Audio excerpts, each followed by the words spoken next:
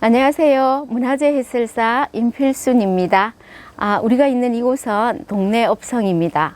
동래읍성이라는 것은 현재 부산시청과 같은 동래부 동원, 그리고 조선시대 관아 건물 및 백성들을 보호하기 위하여 성을 쌓은 곳인데, 동래읍성은 세 시기로 구분을 할 수가 있는데, 첫 번째는 수영구 망미동에 있었던 고읍성의 시기, 두 번째는 조선 전기읍성이라 그래서 고읍성에서 우리 동래시장 쪽으로 이사를 와서 임진왜란까지 치렀던 그 시기의 읍성, 그리고 임난이 끝나고 난 뒤에 약 140년 이후에 다시 성을 쌓게 됩니다. 그게 조선 후기 읍성, 이렇게 세 시기로 구분을 할 수가 있고요. 여기서 이제 가장 중요한 게 우리 조선 전기 읍성입니다. 조선 전기 읍성은 둘레가 약 3,090척, 1.4km라고 이야기를 해요.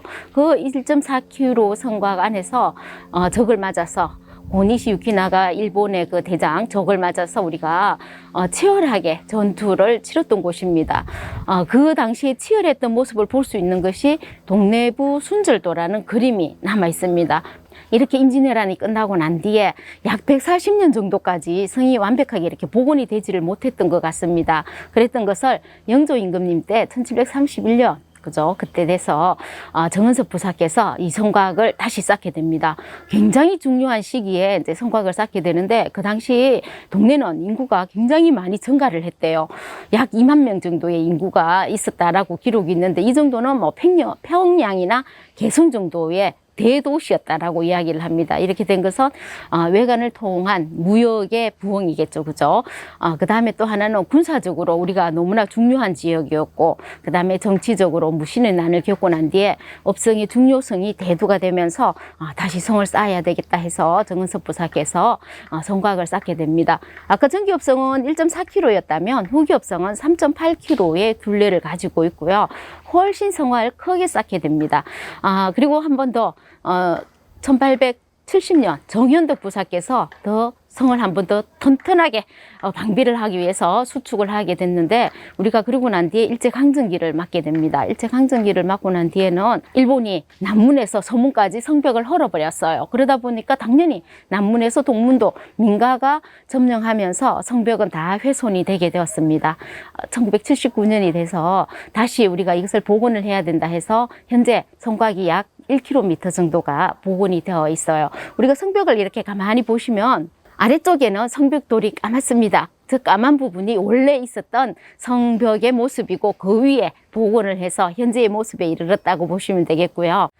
우리 동래읍성은 산책하기에 너무나 좋은 코스로 되어 있어요. 그래서 장대길이라 그래서 향교 뒷산에서부터 시작을 해서 충렬사까지 우리가 산책을 한번 해볼 수 있는, 운동 겸 산책을 해볼 수 있는 곳인데, 향교 뒷산의 서장대에서부터 시작을 하시면 됩니다. 서장대, 그 다음에 지금 현재 있는 북문, 그리고 북장대, 3.1 기념탑도 한번 가보시고요. 그리고 인생문, 그리고 동장대에서 충렬사까지 이렇게 장대길을 한번 걸어보시면 되는데, 특히 인생문에는 두 가지의 전설이 전해지고 있어요. 첫 번째는 임진왜란 때 그곳에 문은 없었지만 그 방향으로 피난을 갔던 사람들이 다 살아났다라고 해요. 그래서 사람을 살린 문이다 해서 인생문이라는 것과, 또 성 안에서 사람이 죽으면 그 시신이 상녀가 사대문을 통해서 나갈 수는 없답니다. 그래서 상녀가 나갔던 인생무상이다 해서 인생문이다라는 두 가지의 전설을 가지고 있는 게 인생문이기도 합니다. 꼭 산책을 이렇게 길을 걸어서 산책을 한번 해보시면 좋겠고요. 학생이 있는 우리 학부모님들은 학생들을 데리고 이곳에 오시면 역사 공부, 동네 지역, 우리 부산의 역사를 공부할 수 있는 아주 좋은 곳이라고 저는 또 생각을 하거든요. 먼저 들어오는 입구에 보면은 복천동 고분군이 있습니다. 복천 고분군은 사만삼국시대, 우리 학생들은 가장 좋은 말은 그냥 가야시대예요. 사만삼국시대의 지배자들의 무덤이 있고요. 그 무덤을 볼 수 있는, 그 원형 그대로 볼 수 있는 야외 전시관도 있을 뿐더러 거기서 발굴되어 있는 여러 유물들이 복천박물관에 전시가 되어 있습니다. 그리고 우리 동래읍성 북문 쪽으로 올라오시면 여기에는 장영실 과학동산이 있어요. 그래서 장영실 과학동산 왜 여기 있을까? 조선의 가장 위대한 발명가, 아니면 과학자 이러면 우리가 장영실을 이야기하게 되죠.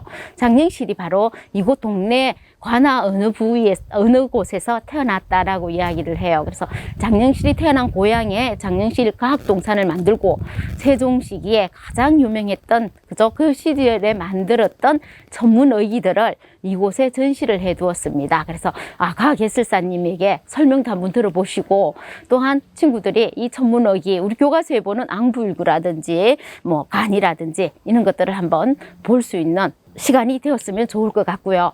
또한 이곳 업성 북문에 올라오셔서 북문광장과 여러 우리 업성에 설치되어 있는 시설물들을 한번 보면서 우리 동네 업성이 왜 여기에 이렇게 있어야 하고 왜 성곽에는 이런 여러 구조물이 있는가 이런 것도 한번 살펴보는 시간들이 되었으면 좋겠습니다. 이상으로 우리 동네 업성에 대해서 여러분에게 안내를 드렸습니다. 감사합니다.